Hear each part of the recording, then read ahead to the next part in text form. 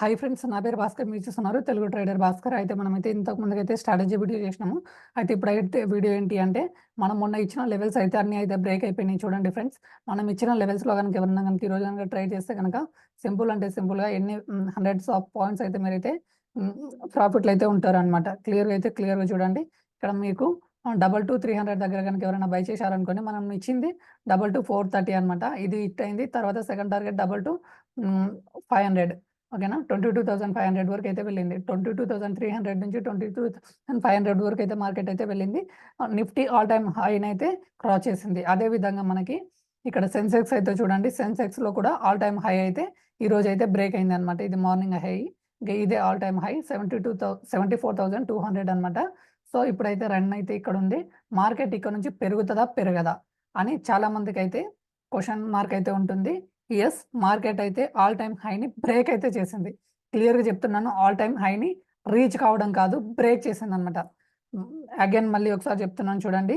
రేపు కనుక మనకి మార్కెట్ కనుక పాజిటివ్ ఓపెన్ అయింది అనుకోండి, అనుకోవడం ఏం లేదు, కంపల్సరీ రేపు మార్కెట్ పాజిటివ్గానే ఓపెన్ అవుతుంది.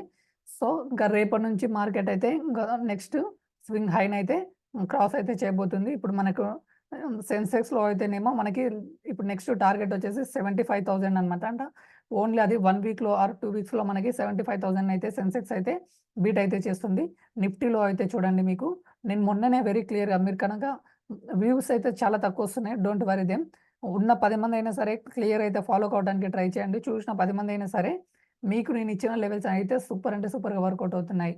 ఈ లెవెల్స్ మాత్రం మీరైతే కంపల్సరీ ఎంత మీరు ల్యాక్స్ ఆఫ్ అమౌంట్ పెట్టి నేర్చుకున్నా కానీ ఎవరు చెప్పరు. అలాంటి లెవెల్స్ అయితే ఇస్తున్నాను మీకు. 22,700 నెక్స్ట్ నిఫ్టీ టార్గెట్ అనమాట. ఇక్కడ చూడండి, నేను మొన్ననే మీకు క్లియర్గా చెప్పిన, ఈ లైన్ కనుక బ్రేక్ అయినంతసేపు ఈ డౌన్ సైడే ఉంటుంది. ఈ లైన్ కనుక బ్రేక్ అయితే కనుక మనకి ఇంకా టోటల్గా అప్ సైడ్కి వెళ్తుంది అని చెప్పి ఆ రోజు ఇచ్చిన లెవెల్ ఇది. మనకి వీక్లీ సపోర్టెన్స్ అని మొన్న ఫ్రైడే రోజు ఇచ్చాను, లాస్ట్ ఫ్రైడే రోజు. ఆ వీడియో అయితే మీరు కంపల్సరీ అయితే చూడండి. ఇక్కడ నుంచి చూడండి, ఇక్కడ నుంచి మనకి మార్కెట్ అయితే అప్ సైడ్కి అయితే వెళ్ళబోతుంది. క్లియర్ అంటే క్లియర్, ఇది మనకి అప్ సైడ్కి అయితే వెళ్తుంది. అదేవిధంగా మీరు చూడండి ఫ్రెండ్స్, చాలామంది అయితే ఒక డౌట్ అయితే అడుగుతున్నారు. వాళ్ళ డౌట్ని అయితే క్లియర్ చేయడానికి ట్రై చేద్దాము. ఏంటి అంటే, ఇక్కడ మీరు అసలు స్టాక్‌ని ఎలా సెలెక్ట్ చేసుకుంటున్నారు? నేను స్టాక్స్‌ని 2, 3 వేస్‌లో అయితే సెలెక్ట్ చేసుకుంటాను. చాలా అంటే చాలా వీడియోస్ చేసినాను. దానికోసం అయితే స్పెసిఫిక్‌గా అయితే ఏం చెప్పను క్లాస్‌లో అయితే. ఇంకా ఉన్న వీడియోస్‌లో అయితే చూడండి. మళ్ళీ మళ్ళీ చెప్తున్నా ఇంక అదే ఉంటుంది. ఒక వీడియోలో చెప్పిన లాస్ట్ వీడియోలో చెప్పిన సోదే మళ్ళీ చెప్తున్నారు అనుకుంటారు మీరు. బట్ నేనైతే చేసేటివైతే టోటల్ అయితే వీడియోస్ అయితే చేశాను. మన ఓల్డ్ వీడియోస్ అయితే చూడండి. ఓల్డ్ వీడియోస్‌లో బెస్ట్ అంటే బెస్ట్ స్టాక్స్‌ని ఎలా సెలెక్ట్ చేసుకోవాలి, ఆప్షన్స్‌ని ఎలా సెలెక్ట్ చేసుకోవాలి, అసలు నేను ఎంట్రీలు ఎప్పుడు తీసుకుంటాను అనేది, నేను 90% ఆఫ్ ద టైమ్స్ అయితే బ్యాంక్ నిఫ్టీలో కనుక ట్రేడ్ కనుక చేస్తే కనుక ఆప్షన్ చైన్ బేస్ చేసుకొని మాత్రమే ట్రైల్ అయితే చేస్తూ ఉంటాను. పెయిడ్ కాల్స్ ఇచ్చినా అలాగే ఇస్తాను, ఫ్రీ కాల్స్ ఇచ్చినా అలాగే ఇస్తాను. నేను ఓన్‌గా ట్రైల్ చేసుకున్నా కానీ బ్యాంక్ నిఫ్టీ ఆప్షన్ చైన్ చూసి మాత్రమే నేనైతే ట్రైల్ అయితే తీసుకుంటాను. అదేవిధంగా నాకు కొన్ని సెటప్స్ అయితే ఉన్నాయి. ఆ సెటప్స్‌ని ఫాలో అవుతూ ఉంటాను. ఆ సెటప్స్ గనుక బ్రేక్ అయిందనుకో అప్పుడు నేను కాల్స్ ఇస్తుంటాను గ్రూప్‌లో కానీ, ఫ్రీ గ్రూప్‌లో అయినా, పెయిడ్ గ్రూప్‌లో అయినా అలా అయితే ఇస్తుంటాను. ఇప్పుడైతే మీకు ఈ లెవెల్స్ అయితే క్లియర్ అయితే నోట్ చేసుకోవడానికి ట్రై చేయండి ఇక్కడ. బ్యాంక్ నిఫ్టీలో అయితే లెవెల్స్ చెప్పలేదు కదా! బ్యాంక్ నిఫ్టీ లెవెల్స్ కూడా ఒకసారి అయితే ఇక్కడైతే చెప్పడానికి ట్రై చేస్తున్నాను చూడండి. ఆల్మోస్ట్ మనకి బ్యాంక్ నిఫ్టీ కూడా ఆల్ టైమ్ హైని బ్రేక్ చేసినట్టే. ఇక్కడ చూడండి, ఈరోజు ఆల్ టైమ్ హై నుంచి బ్యాంక్ నిఫ్టీ అయితే కొద్దిగా అయితే డౌన్‌కి అయితే వెళ్ళింది. సో ఇది ఆలోచించాల్సిన విషయం. మార్నింగ్ నుంచి అయితే టోటల్‌గా స్టాక్స్ ఇప్పుడు ఏమంటారు ఇది, స్మాల్ క్యాప్, మిడ్ క్యాప్ అన్ని స్టాక్స్ అయితే పడుతున్నాయి. ఓన్లీ అన్ని స్టాక్స్ అయితే పడుతున్నా కానీ మార్కెట్ అయితే మనకైతే పెరుగుతూ వస్తుంది.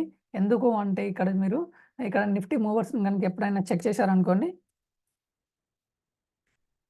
నిఫ్టీ మూవర్స్‌ని గనుక ఎవరైనా గనుక ట్రాక్ చేశారు అనుకోండి, క్లియర్ అంటే క్లియర్‌గా మీకు అర్థమవుతుంది. అన్ని నిఫ్టీ స్టాక్స్ మొత్తం కంపల్సరీ అయితే గెట్ ఆన్ అవుతున్నాయి. సెన్సెక్స్ 30లో ఉన్న స్టాక్స్ అప్ సైడ్‌కి వెళ్తున్నాయి. అదేవిధంగా నిఫ్టీలో ఉన్న 50 స్టాక్స్ కూడా టోటల్‌గా అప్ సైడ్‌కి అయితే వెళ్తున్నాయి.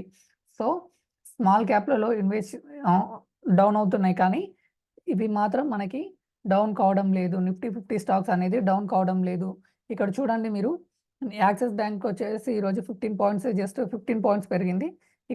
ఇక్కడ చూడండి, యాక్సిస్ బ్యాంక్ ఒక్కటే వల్ల మనకి 2%, 24 పాయింట్స్ మనకైతే నిఫ్టీ అయితే మూవ్ అయింది. ఇక్కడ మీరు సెక్టార్ వైస్‌గా చూసుకున్నారనుకోండి, ఇక్కడ చూడండి ఫినాన్స్ సెక్టార్, బ్యాంకింగ్ సెక్టార్‌కి సంబంధించింది, ఇన్ఫర్మేషన్ టెక్నాలజీ, టెలికమ్యూనికేషన్ సెక్టార్స్‌కి సంబంధించిన ఈ 3 సెక్టార్‌లు అయితే కంపల్సరీ పాజిటివ్‌గా అయితే రన్ అవుతున్నాయి. అదేవిధంగా ఈరోజు పవర్ సెక్టార్ అయితే పడ్డది. బట్ మెటల్ సెక్టార్ కూడా ఈరోజు అయితే పడ్డది. కానీ డైలీ అయితే మెటల్ అండ్ పవర్ స్టాక్స్ అయితే పెరుగుతున్నాయి. మంచి మంచి గ్రోత్ అయితే ఉంటుంది పవర్ సెక్టార్‌లో. పవర్ సెక్టార్ నుంచి ఎవరైతే ఎగ్జిట్ కాకండి. ఏమన్నా స్టాక్స్ ఉన్నా కానీ, మెటల్ స్టాక్‌లు కూడా అంతే. మెటల్ స్టాక్ నుంచి అస్సలు ఎగ్జిట్ కాకండి. మెటల్ అయితే ఈ మంత్‌లో అయితే కంపల్సరీ అయితే పెరుగుతుంది. జస్ట్ పెరిగే ముందు ఏదో ఒక శాంపిల్ కోసం పడుతూ ఉంటాయి. అలా పడుతుందనమాట మెటల్. ఈరోజైతే మెటల్‌నైతే మీరు ఫోకస్ చేయకండి. ఫినాన్స్ సెక్టార్‌ని మాత్రం కంపల్సరీ అయితే అబ్జర్వ్ చేస్తూ ఉండండి. బ్యాంక్ నిఫ్టీ అయితే మాత్రం మీరు మార్నింగ్ నుంచి మనకి టోటల్ అంటే టోటల్‌గా మార్నింగ్ నుంచి మనకి బ్యాంక్ నిఫ్టీ అప్ సైడ్‌కే వెళ్తుంది. దీనికి మెయిన్ రీజన్ వచ్చేసి మనకి కోటక్ బ్యాంక్ అనమాట.